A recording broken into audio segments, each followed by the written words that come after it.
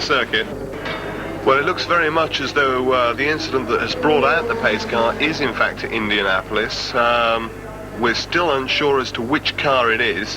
What we can tell you is that it certainly is not on its roof. It's facing the wrong way, and it's parked up close to the barriers, although not in them. And any second now we hope to be able to tell you what it is. I thought for a moment then we got pictures of it, but that was the Prima Gas car in the pits, I think. It is the Chevron. Well, opinion in here seems to think in the Radio Le Mans studio seems to think that it's the Chevron, in which case it'll be the car number 113, will it not? The Jose Tybalt Chevron.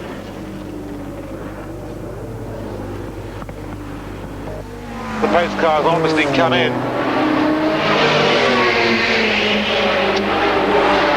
There is Jaguar number 5 going through. That is Jaguar number 4, I'm sorry. That is Jaguar number 4. So that car's still running well and about to go past one of the little Swift Aerocrosses there, number 102. As we mentioned about the Coros Mercedes, it is in the catch fencing. Neville, I think you may have seen a little more than we did. Yeah, I was trying to attract your attention. I seem to have lost talk back to the studio, which I've suspected for some time, but daren't say anything. And that car definitely has ended up in the catch fencing. It's being disentangled by the marshals, and I reckon that's why we had all the activity going on. He's got going again, however. Back well at the wheel. Yeah. Yes, it has got going again. I think it's going to eat most of its front spoiler before it gets back to the pits. Oh, no, it's not. It's not. No, it's a new nose cone job. That badly. It's a new rear wing and various other bits and pieces. Yeah, new nose cone, new rear wing. But obviously, yes, fair amount of panic.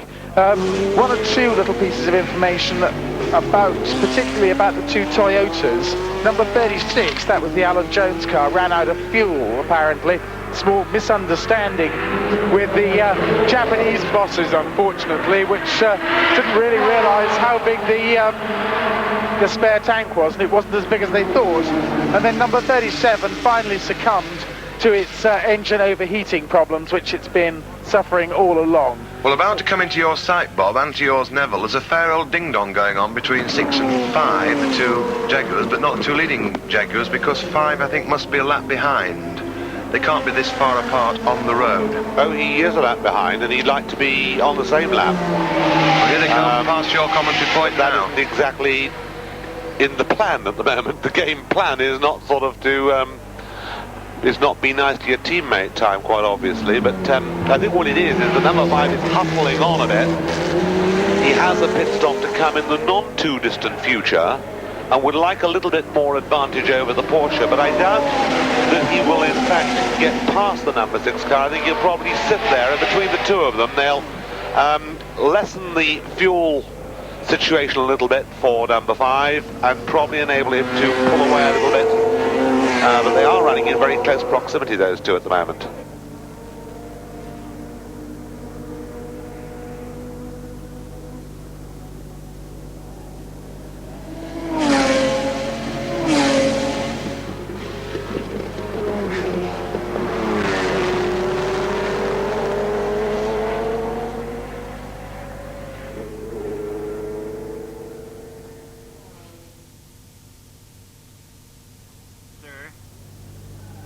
Well, if you left the circuit last night, then there were 3 Jaguars running and running well, and indeed there wasn't a great deal to choose between what was happening between number 17 Porsche, which was the Singleton car, left from the carnage that Porsche suffered in the first 2 or 3 hours of the race with problems with chips and things like that, seeing one works car retire.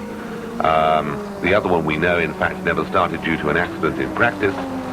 And it was one Porsche versus 3 Jaguars, and at one time the Jaguars seemed to have the advantage, and then the rain and the combination of changing over to wet tires changed the situation.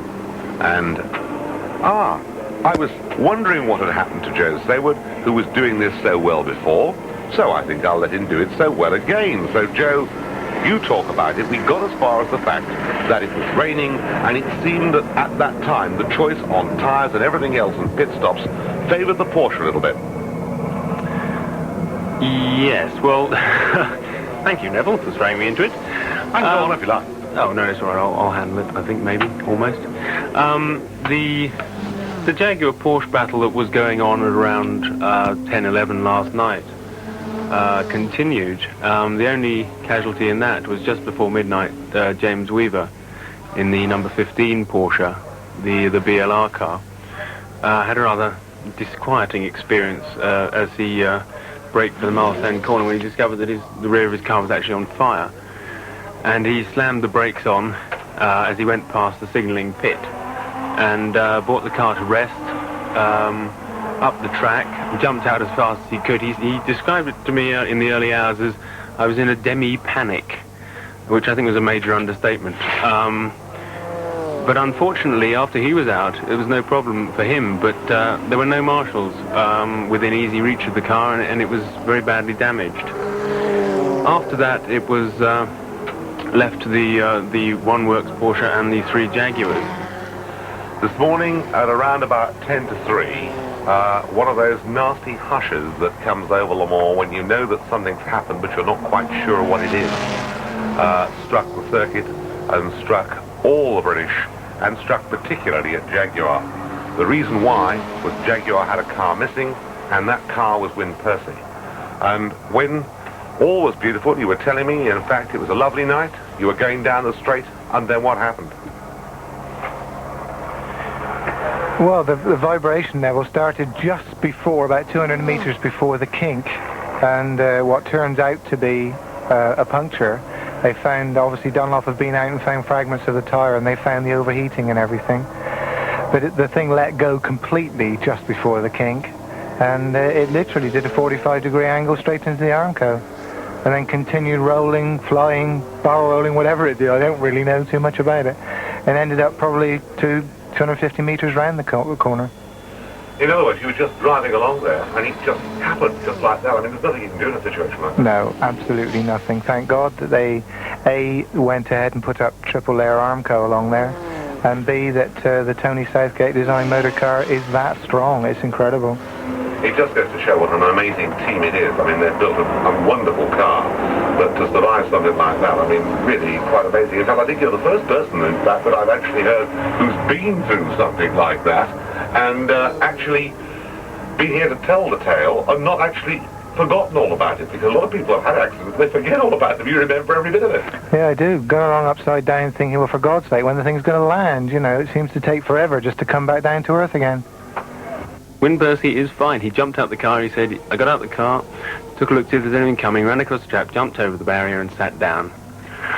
And the car is extraordinary. I saw it in the early hours of the morning when they brought it in. The monocoque is intact, the engine was still attached to it, the gearbox had come off. It was a complete wreck apart from the monocoque. It was I don't know, what can you say? Tony Southgate has built the strongest car ever. I think any other car would have been a complete disaster. And I think that Wyn Percy can rightly claim to have had the biggest accident on the Mulsanne without actually hurting himself. And after that there was pace car for an hour and 50 minutes while the various bits of barrier and wreckage were sorted out and rebuilt. And then as dawn came, the Jaguar attack began to wilt. The Porsche had got ahead probably at about, I think, 2 o'clock. It had established itself ahead where the Jaguars were getting to within a minute on alternate pit stops. But the Porsche obviously had the advantage. And then we had car number 4 come in. It had previously been in for some loose bodywork. And then it had a gearbox problem, which they are now solving in the pits. Or trying to solve in the pits. It's still recurring, and number 6 has gone out with a blown. Is it a blown engine? No, it's cylinder head actually that's gone. Oh, cylinder head, right? Cracked cylinder head.